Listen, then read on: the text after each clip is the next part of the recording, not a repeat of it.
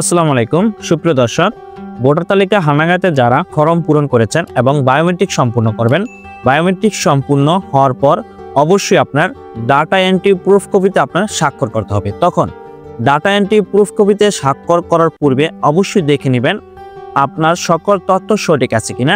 ছবি তোলার পর প্রুফ কপিতে 12টি তথ্য উল্লেখ থাকবে, তবে জাতীয় পরিচয়পত্রে এই 12টি তথ্য অনুযায়ী আপনার এনআইডি কার্ডটি তৈরি হবে। তাই যারা ভোটার তালিকা হালনাগাদে ফর্ম পূরণ করেছেন, নিবন্ধন কেন্দ্রে বায়োমেট্রিক সম্পূর্ণ হওয়ার পর ছবি, ফিঙ্গার, স্বাক্ষর এবং চোখের আইরিস সম্পূর্ণর পর আপনার সামনে বা আপনাকে একটি ডাটা এন্ট্রি প্রুফ কপি দেওয়া হবে। সেখানে অবশ্যই আপনার সঠিক তথ্যগুলো দেখে নিতে হবে। তবে কি কি তথ্য ডাটা এন্ট্রি প্রুফ কপিতে থাকবে তা আজকের ভিডিওতে আপনাদেরকে দেখিয়ে দিব। তারপর আপনি যখন আপনার নিবন্ধন কেন্দ্রে ছবি, ফিঙ্গার, স্বাক্ষর এবং চোখের আইরিস সম্পূর্ণ করবেন, তারপর আপনি প্রুফ কপিতে দেখে নেবেন সকল তথ্য সঠিক থাকলে আপনি এই ডাটা এন্ট্রি প্রুফ কপিতে স্বাক্ষর করবেন। দেখতে পাচ্ছেন এখানে বর্ণিত তথ্যাদি সঠিক মর্মে প্রত্যয়ন করিলাম, আবেদনকারী স্বাক্ষর ও তারিখ এখানে আপনার স্বাক্ষর করে থাকবেন যদি আপনার সকল তথ্য সঠিক থাকে। তবে যদি আপনার সকল তথ্য সঠিক না থাকে, সেক্ষেত্রে অবশ্যই আপনার যে ডাটা এন্ট্রি অপারেটর আপনার তথ্যটি অনলাইনে সাবমিট করেছে বা যিনি আপনার ছবি তুলেছে তার কাছে আপনি বলবেন, তিনি অবশ্যই সেটা সঠিক এন্ট্রি করে অনলাইনে সাবমিট করবে। সুপ্রিয় দর্শক, ভোটার তালিকা হালনাগাদে যারা ফর্ম পূরণ করেছেন এবং বায়োমেট্রিক সম্পূর্ণ করবেন, সম্পূর্ণ হওয়ার পরপরই অবশ্যই ডাটা এন্ট্রি প্রুফ কপিতে 12টি তথ্য থাকবে। সেই 12টি তথ্য সঠিক আছে কিনা তা দেখে নেবেন এবং কি কি তথ্য থাকবে যা আজকের ভিডিওতে আপনাদেরকে দেখিয়ে দিব। দেখতে পাচ্ছেন বাংলাদেশ নির্বাচন commission data entry proof copy. এটা হলো ডাটা এন্ট্রি প্রুফ কপির নমুনা। তবে প্রথমে থাকবে ফর্ম নম্বর। আপনি ভোটার হালনাগাদের সময় যে ফর্মটি পূরণ করেছেন সেই ফর্মের একটি নির্দিষ্ট ফর্ম নম্বর থাকে, সেই ফর্ম নম্বরটি থাকবে প্রথমত। তারপর থাকবে আপনার নাম, যেহেতু আপনার অনলাইন জন্ম নিবন্ধন বা স্কুল সার্টিফিকেট অনুযায়ী সর্বোপরি কথা হলো আপনার যে নামটি দিয়ে ভোটার হালনাগাদের ফর্মটি পূরণ করেছেন সেই ফর্মের বাংলায় নাম থাকবে। তারপর থাকবে ইংরেজিতে নাম। তারপর থাকবে পিতার নাম বাংলায়, পিতার এনআইডি নম্বর থাকবে না। তারপর থাকবে মাতার নাম বাংলায়, মাতার এনআইডি নম্বর থাকবে না। বৈবাহিক অবস্থা, যদি অবিবাহিত হয় সেক্ষেত্রে স্বামী বা স্ত্রীর নাম এবং নাম্বার থাকবে না। যদি বৈবাহিক অবস্থা বিবাহিত আপনি এখানে লিখে থাকেন, সেক্ষেত্রে অবশ্যই স্বামী বা স্ত্রীর নাম এখানে লেখা থাকবে, কিন্তু স্বামী বা স্ত্রীর এনআইডি নম্বর থাকবে না।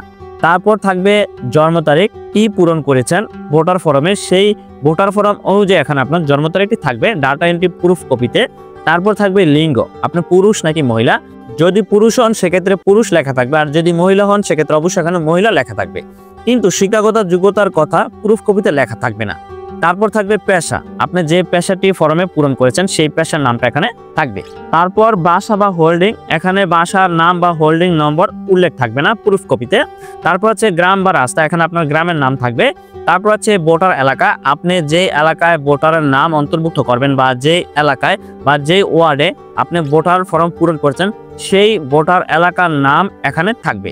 তারপর দেখতে পাচ্ছেন ধর্ম প্রুফ কপিতে থাকবে না, মোবাইল নম্বর প্রুফ কপিতে থাকবে না, জন্ম নিবন্ধন নম্বর প্রুফ কপিতে থাকবে না, পাসপোর্ট নম্বর প্রুফ কপিতে থাকবে না, জন্মস্থান অবশ্যই এটা প্রুফ কপিতে থাকবে।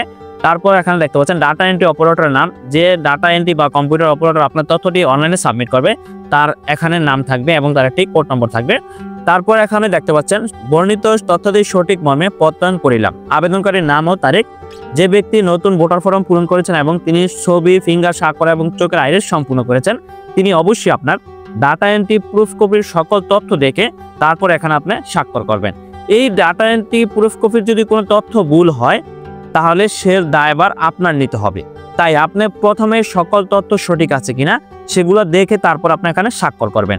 যদি কম্পিউটার অপারেটর ম্যান আপনার তথ্যটা ভুল এখানে এন্ট্রি করে থাকে, সেক্ষেত্রে সাথে সাথে কম্পিউটার অপারেটরকে আপনার অবগত করবেন যে আপনার এখানে ভুল হয়েছে, কারণ টাইপে ভুল হতেই পারে।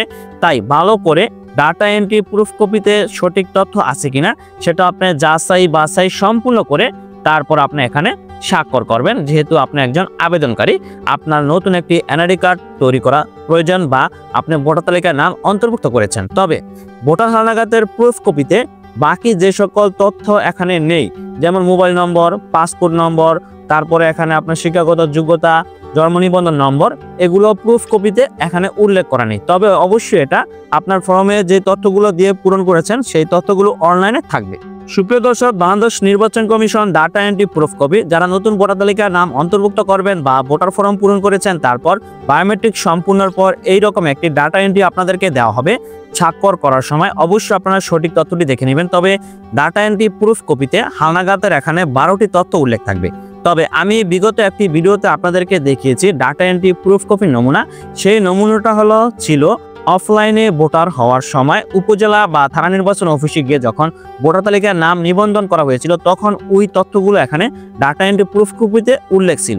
সেই নমুনা অনুযায়ী আমি বিগত একটি ভিডিওতে আপনাদেরকে জানিয়েছি। তবে বর্তমান ভোটার তালিকা হালনাগাদ 2025-এ আজকের ফাইনাল যে তথ্যটা ডাটা এন্ট্রি প্রুফ কপিতে থাকবে তা আপনাদেরকে দেখিয়ে দিচ্ছি।